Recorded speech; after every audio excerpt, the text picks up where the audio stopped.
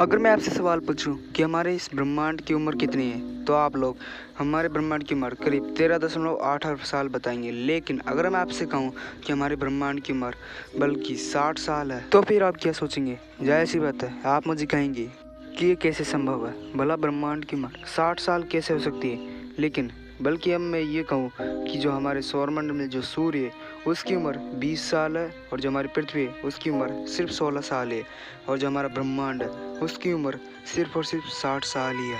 तो फिर आप क्या सोचेंगे? जाहिर सी बात है, आप मुझे ये कहेंगे कि ब्रह्मांड की उम्र 60 साल कैसे हो सकती है। दरअसल हम जो टाइम एंड जो डेट देखते वो पृथ्वी के घूर्णन एवं परिक्रमण पे आधारित होता है। पृथ्वी के घूर्णन एवं परिक्रमण, इससे पृथ्वी के दिन, रात और वर्ष बनते हैं।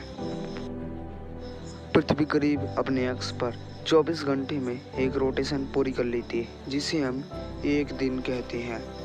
और करीब 365 दिनों में धरती सूर्य की एक पूर्ण परिक्रमा कर लेती है, जिसे हम एक साल कहते हैं। लेकिन हमारे सौरमंडल में जो ग्रह है उनका समय अंतराल का हमारी पृथ्वी से काफ़ी ज़्यादा अलग है। आइए हम बाकी के ग्रहों को देखते हैं। अगर हम लोग सौरमंडल के सबसे बड़े ग्रह जुपिटर को लें, तो इसका समय अंतराल हमारी धरती से काफ़ी ज़्यादा अलग है। हमारी धरती 23 घंटे 56 मिनट यानी करीब करीब 24 घंटों में अपनी एक घूर्णन पूरी कर लेती है, जबकि जुपिटर करीब 9 घंटे 56 मिनट में अपना एक पूर्ण घूर्णन कर लेता है।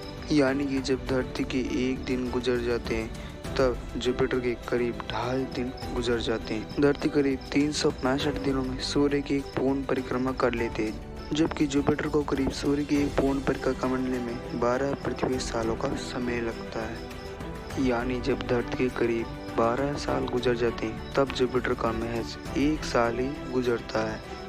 इससे आप अंदाजा लगा लो कि जुपिटर का समय अंतराल कितना बड़ा है। अब मान लो कि अगर कोई इंसान जुपिटर पर रह रहा हो, तो फिर वो अपने जीवन काल में सिर्फ 5 से 6 जन्मदिन ही मना पाएगा, अगर वो जिंदा बच सका तो।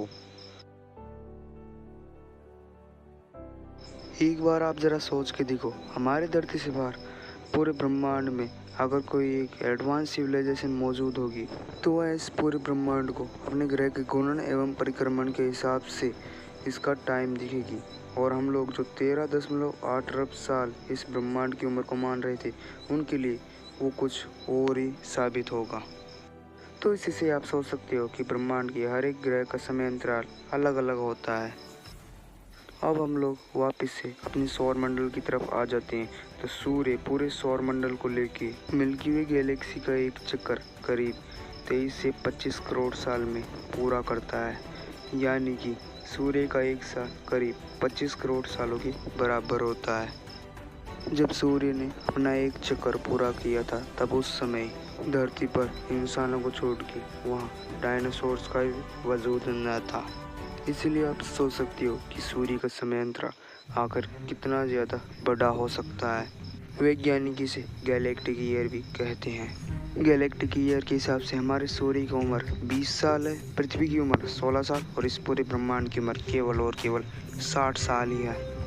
तो आइए इसी गैलेक्टिक ईयर से हम लोग अपने ब्रह्मांड का भविष्य जानते हैं। तो आज से एक गैलेक्टिक ईयर बाद धरती के सारे सुपर कॉन्टिनेंट्स आपस में जुड़ के एक बहुत बड़े सुपर कॉन्टिनेंट का निर्माण करेंगे, जिसका नाम पेंजिया अल्टीमा या पेंजिया प्रोक्सिमा होगा। आज से 28 गैलेक्टिक ईयर बाद एंड्रोमेडा और मिल्की वे गैलेक्सी एक दूसरे से टकराकर मिल्की गैलेक्सी बन जाएंगी। तब आसमान कुछ इस तरह का दिखाई देगा, और इसी समय सूरज अपने एक्सपेंशन स्टेट के चरम सीमा में पहुंचेगा, और उस टाइम सूरज का रेडियस आज के मुकाबले 256 गुना ज़्यादा बड़ा होगा। और इसे एक्सपेंशन की चपेट में आकर मर्क्यूरी, वीनस और अर्थ खत्म हो जाएंगी। और फिर इसके बाद सूरज के कोर के अंदर मौजूद हाइड्रोजन खत्म होने के कारण सूरज एक वाइट ड्वार्फ बन जाएगा। आज की इस वाली वीडियो में बस इतना ही। अगर आपको ये वीडियो पसंद आए तो आप इसे लाइक करो, और चैनल पर न्यू हो तो सब्सक्राइब भी करो।